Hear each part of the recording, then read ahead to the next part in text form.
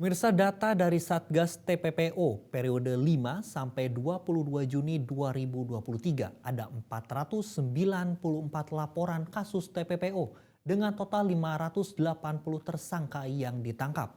Modus terbanyak para tersangka dalam kasus ini ialah iming-iming kerja di luar negeri dengan gaji fantastis.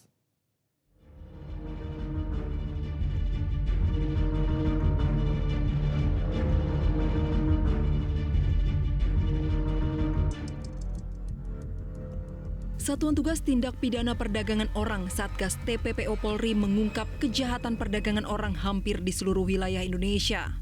Tindak pidana itu masif terjadi mulai dari wilayah Aceh hingga Papua. Data Satgas TPPO Polri periode 5 sampai 22 Juni 2023 ada 494 laporan dengan total 580 tersangka yang ditangkap. Total 1.671 korban berhasil diselamatkan Satgas TPPO Barreskrim Polri dan jajaran Polda. Modus para tersangka bermacam-macam. 375 kasus modus pekerja migran Indonesia atau pembantu rumah tangga. 132 kasus modus pekerja seks komersial, 6 kasus modus anak buah kapal dan eksploitasi anak 32 kasus. Salah satu kasus TPPO di Riau pada awal Juni lalu, Polda Riau berhasil menggagalkan penyelundupan pekerja migran Indonesia. 9 tersangka ditangkap polisi. Anggota sindikat perdagangan orang ini berupaya menyelundupkan 40 pekerja migran ke Malaysia.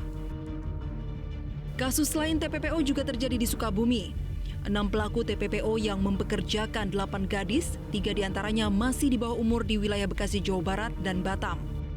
Modus pelaku mengiming-imingi korban dengan gaji besar, namun mereka dipekerjakan sebagai PSK melalui aplikasi kencan di wilayah Batam, Kepulauan Riau. Terbaru, Satgas TPPO dan Polda Kalimantan Utara berhasil mengungkap 16 kasus TPPO dan menetapkan 14 tersangka. Dalam pengungkapan ini, 233 korban diselamatkan dan 5 orang masih berstatus DPO. Salah satu modus yang dilakukan para tersangka adalah mendatangi korban secara langsung dan mengiming-imingi korban bekerja di luar negeri dengan gaji tinggi dan berbagai fasilitas. Kepala Satgas TPPO Polri Irjen Pol Asep Edi Suheri mengungkapkan, pihaknya akan terus mengungkap sindikat TPPO ini, pihaknya akan mengejar koordinator hingga perekrut korban. Pasti di atas mengkoordinir itu ada yang perekrutnya, yang memesannya, itu kita kejar. Ya, termasuk juga ini atensi oleh Satgas kewilayahan ya, polda-polda jajaran. Jadi kita semua tidak puas dengan untuk mengejar hanya mengkoordinatornya saja. Nah, otomatis yang DPO ini adalah ya itu yang perekrutnya, yang pemesannya, yang menampungnya nanti kalau sudah sampai di Malaysia atau di mana ya itu seperti itu. Jadi kita intens sekali, jadi kita fokus dalam hal menumpas, mengejar dari mulai koordinator, mengumpul ataupun yang inisiatif sebagai